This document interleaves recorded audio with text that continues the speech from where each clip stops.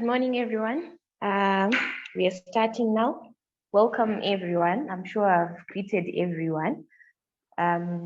Welcome to our episode 6 of the ESH Lounge webinar series. So, Tish, are you there?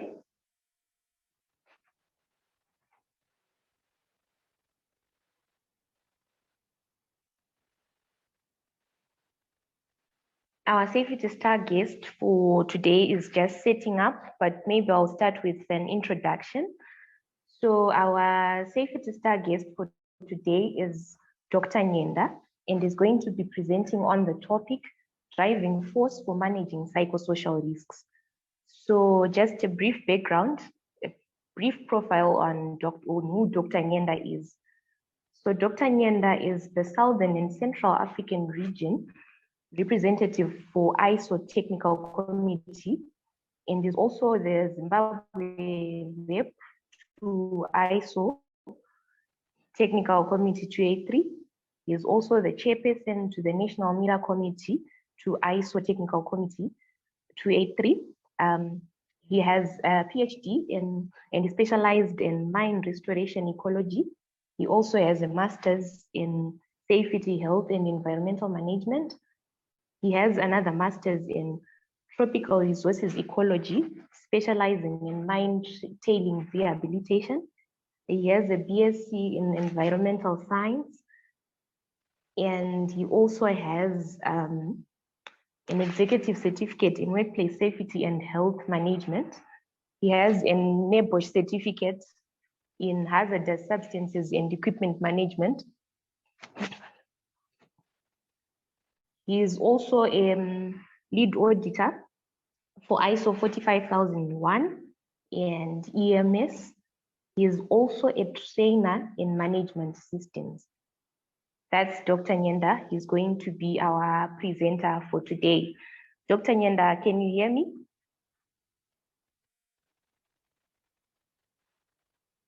Okay, I think he's just setting up for now. Okay, thanks. How are you, Dr. Nyenda? I'm all right. Thank you very much for agreeing to present on our platform. Looking forward to a great session with you.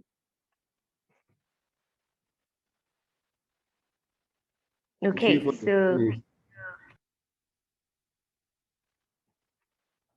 so our topic for today is driving force for managing psychosocial risks at the workplace. And we're going to be focusing on ISO 45003, the new standard for managing psychosocial risks at the workplace. So first, we are going to have a toolbox talk from Teach on workplace violence. But before we go on to that, I would like to acknowledge our sponsors, Tier 1 Center for Learning, NASA, and Zimbabwe Institute of Occupational Safety and Health, ZIOSH. Before we get into the toolbox talk, just a few ground rules. So we are a group who are participating, but if you're not speaking, please make sure that you mute your mic. And if you want to make a contribution, you can just raise your hand and you'll be given an opportunity to make a contribution. Then for video, you can also turn on your video if you want. It's optional. Then we are making use of the chats during the session. And we're also going to have poll questions during the session or towards the end of the session. You can respond to those. The responses are anonymous. So we are going to go into today's work, starting with the toolbox talk on workplace violence. Teach, are you there? Yes, I am. Let me quickly share my screen, then I will start.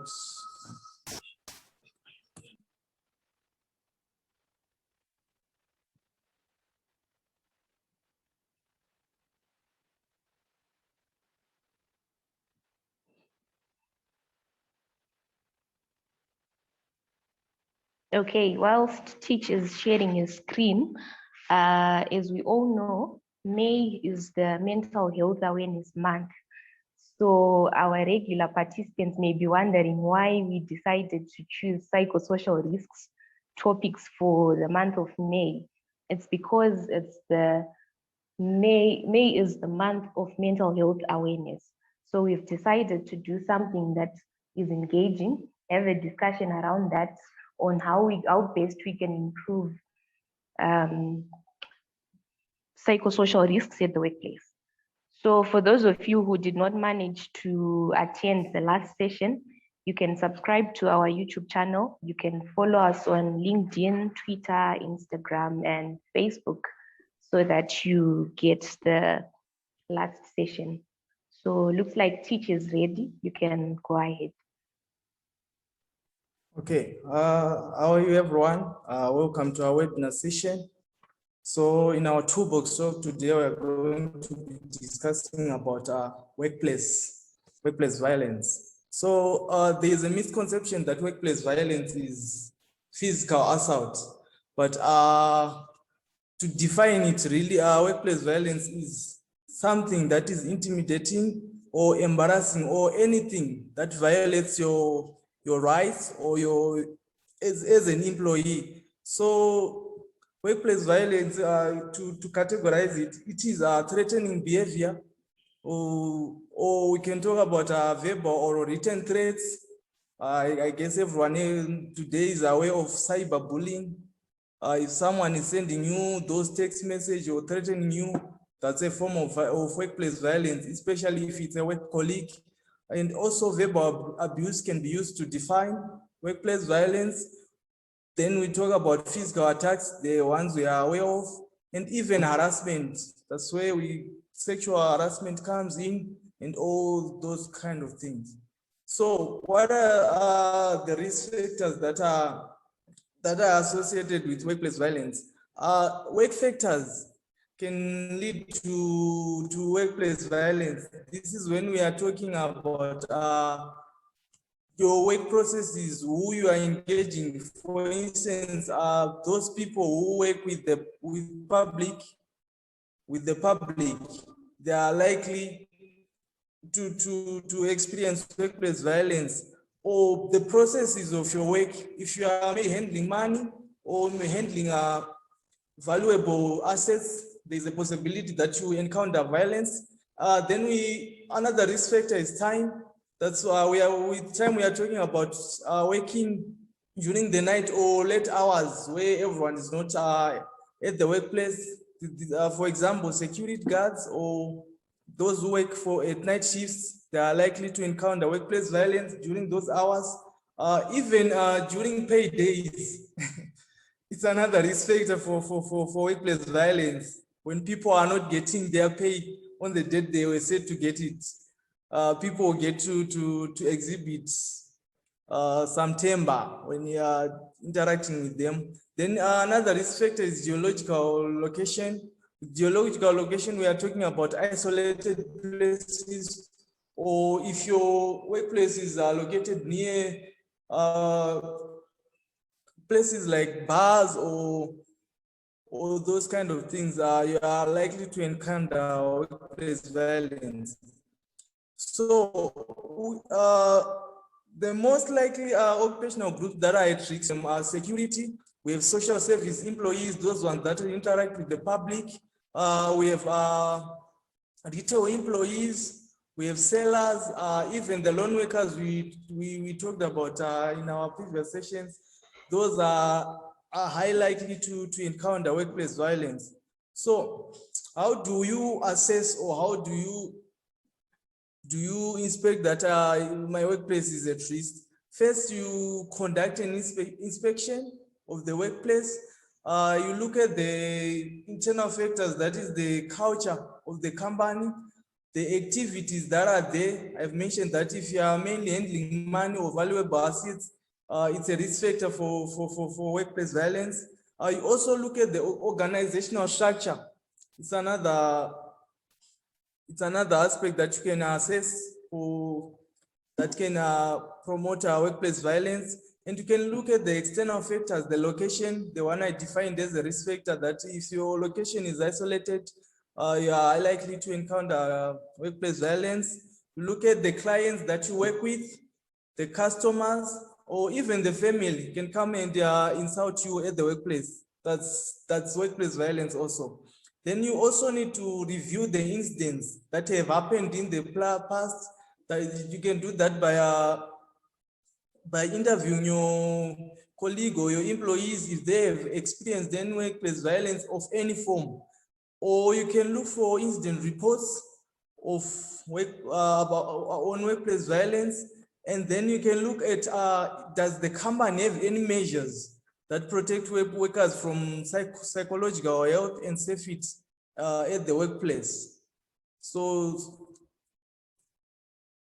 then to prevent workplace violence, the most important thing is management commitment, of which management commitment is best communicated through a policy. So there's need for a policy that addresses workplace violence. That is the first step to prevent workplace violence. And that policy should apply to the management, the employees and contractors, or any third party that is associated with your company or your workplace. Then that policy also, during the policy making process, it should be made by everyone, including the employees, representatives, the management, the safety officers, the human resources department. And also in the policy, there should be precise definitions of what is workplace violence, so that when someone commits or is found to be at fault with workplace violence, then we will reference this policy and say, we had defined what you did. And also you should include examples of what you mean about workplace violence. And it should be accompanied by the code of conduct from the human resource department, so that whenever someone is reported to have committed workplace violence, they will be charged for what they would have done, referencing the code of conduct. And another preventative measure is to encourage reporting of all incidents, no matter how small an incident is. It should be reported to the SHE department or the HR department, so that these issues can be addressed before they escalate into anything else. And also there should be an employee assistance program that assists employees on reporting these kind of incidents confidentially, so that as a way of promoting this incident reporting. And also you should conduct management programs. As managers, you should promote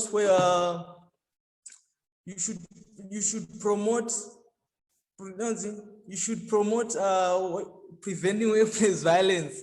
And also there's need to train and educate your employees on this code of conduct, these policies I've been mentioning, and all other sort of requirements and legislations that address workplace violence.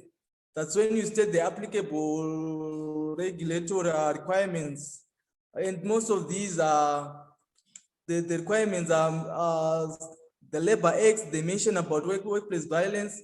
There's a statutory instrument 1 to also mention about workplace violence. So with that, I would like to thank you.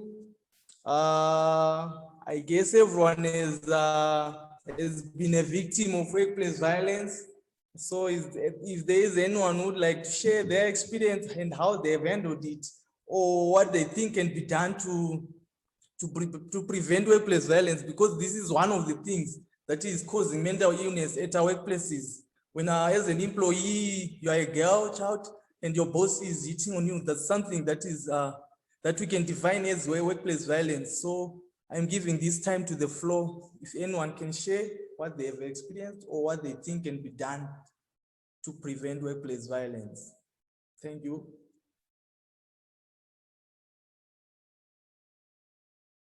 Anyone, guys, with a contribution or addition or subtraction on the subject?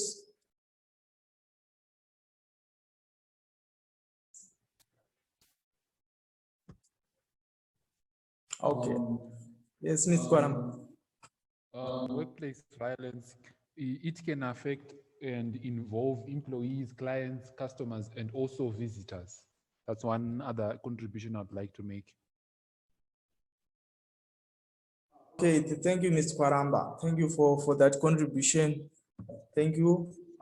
Is there anyone else with another contribution or addition on these subjects?